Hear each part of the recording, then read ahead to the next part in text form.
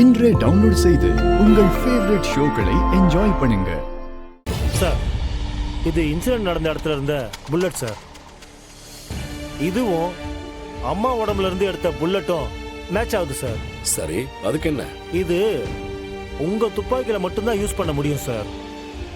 அதனால என்ன சார்? அப்பா தான் எல்லாத்துக்கும் காரணம் சொல்ல வரீங்களா? என்ன சார் பேசிட்டு இருக்கீங்க நீங்க?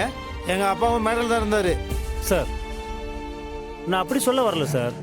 சுட்டவங்க இவரோட துப்பாக்கியில இருந்து சுட்டிருக்க வாய்ப்பு இருக்குல்ல சார். சார் என்ன சார் பேசிட்டு இருக்கீங்க நீங்க? ஏன்னா இந்த உலகத்திலே எங்க அப்பா மட்டும் தான் இந்த மாடல துப்பாக்கி வச்சிருக்காரு, வேற யாருக்கிட்டும் இல்லையா? சார், உங்க அப்பா துப்பாக்கியில இருக்கிற மேகசின் ஃபுல்லா லோடடா தானே சார் இருக்கு. சார், அதை நீங்க வேற எங்கேயும் யூஸ் பண்ணல சார்? இல்ல, அது அப்படியே தான் இருக்கு. அப்பா இல்லப்பா, அன்னைக்கு இந்த ரவுடி பசங்க வரும்போது நீங்க மேலே பார்த்து ஃபயர் பண்ணீங்கல்ல? சரிங்க சார். அப்படியே இருந்தாலும் அந்த சீரியல் நம்பரும் இந்த சீரியல் நம்பரும் ஒத்து போச்சுன்னா என்ன சார்? எங்க அப்பா தான் தப்பு பண்ணிருக்காரு அர்த்தமா? என்ன சார், முதல்ல பார்ப்போம் சார், அதுக்கப்புறம் அடுத்த கட்டத்துக்கு திருப்புவோம். இதுல நீங்க ஏன் இவ்வளவு கோவப்படுறீங்க சார்? கோவப்படாம என்ன சார் பண்ண சொல்றீங்க நீங்க? சம்பந்தமே எங்க அப்பா. என்ன சார், என் துப்பாக்கி எடுத்துட்டு வந்து இந்த புல்லட் அதுல செட் ஆகுதான்னு செக் பண்ணணும், அவ்வளவுதானே? ஆமா சார். சரி, நீங்க ஸ்டேஷன் போங்க, நான் ஸ்டேஷனுக்கு எடுத்துட்டு வரேன்.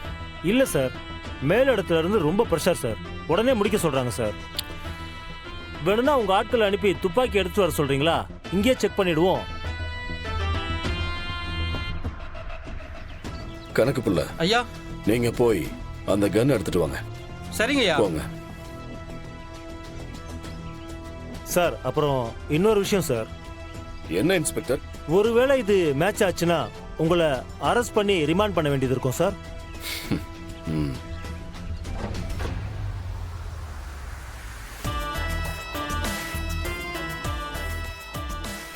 சார், என்ன சார் பேசிட்டு இருக்கீங்க? நானும் வந்ததுல இருந்து பாத்துட்டு இருக்கேன். நீங்க விசாரணை பண்ற மாதிரியே தெரியலையே. அவரு ஒரு மினிஸ்டர். அவர் எப்படி நீங்க அரெஸ்ட் பண்ணுவீங்க? அரெஸ்ட் பண்ணா என்ன ஆகும்னு தெரியும்ல.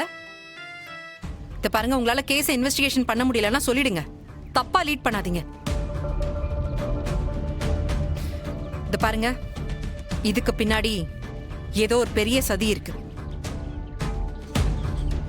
முதல்ல அதை இன்வெஸ்டிகேட் பண்ணுங்க.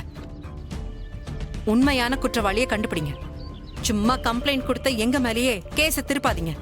மேடம், கொஞ்சம் பொறுமையா இருங்க. முதல்ல துப்பாக்கி வரட்டும், செக் பண்றோம். அதுக்கப்புறம் ஃபர்தரா என்ன நடவடிக்கை எடுக்கணுமோ அதை எடுத்துதான் ஆகணும். சார், என்ன சார் பேசிட்டு இருக்கீங்க?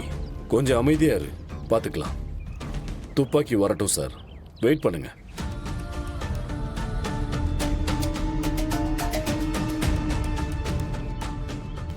விட்டா இவ ஏடா கூடமா பிளான் பண்ணுவா போலயே. இவ இந்த இடத்துலயே இருக்க கூடாது. ஏதாவது ஒண்ணு பண்ணணும். என்ன பண்ணலாம்?